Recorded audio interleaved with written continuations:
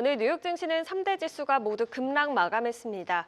일본의 국채금리 급등이라는 악재가 작용한 건데요. 일본의 40년물 국채금리가 사상 처음으로 4%를 돌파했죠. 베선트 장관은 일본 국채 가격 급락이 미국 시장에도 영향을 주고 있다면서 일본 내부 요인과 시장 반응을 분리해서 보긴 어렵다고 밝혔습니다. 이에 엔화로 싸게 빌려 미국 주식에 투자했던 자금이 되돌아가면서 달러 자산을 정리하고 엔화를 다시 사들이는 이른바 엔캐리 청산이 미국 주식시장에서는 하나의 불안 요인으로 작용하고 있습니다.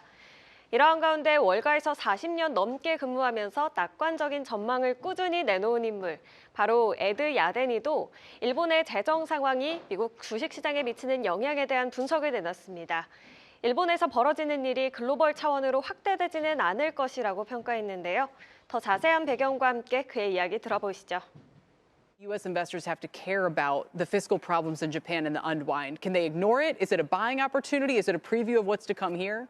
Yeah, I think we've seen for the past year that this has been going on, and global investors basically ignored it. There was some concern about an unwinding of the yen carry trade. About a year ago, we had a day or two where that was an issue, and it didn't seem to be a situation that went global. So I don't think this is a Lehman moment. I don't think that what's going on in Japan is going to become a major global problem. However, Japan has been a leading indicator for developed economies and countries with regards to financing.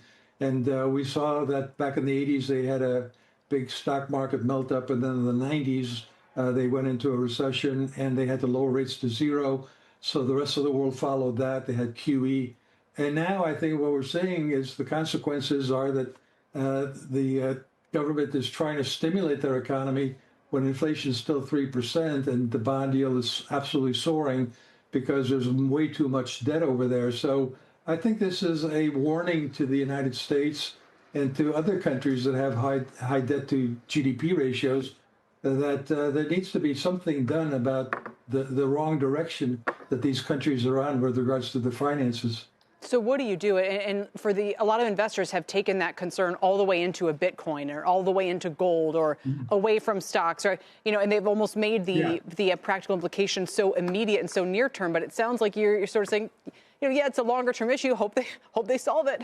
Well, I think it has been a long term issue. I've been doing this for over 45 years, and I've got books on my shelf back there going back to the 80s about the debt problem and how it's going to create all sorts of debacles. One of these days it may do that. We came kind of close to a debt problem in the United States in 2023 when the bond yield soared from 4 to 5% in just 3 months. But the Treasury came up with a clever idea, and that is they decided to issue more bills and fewer bonds, and that calmed the bond market down. I don't think we're looking at a debt crisis in the U.S. up ahead here.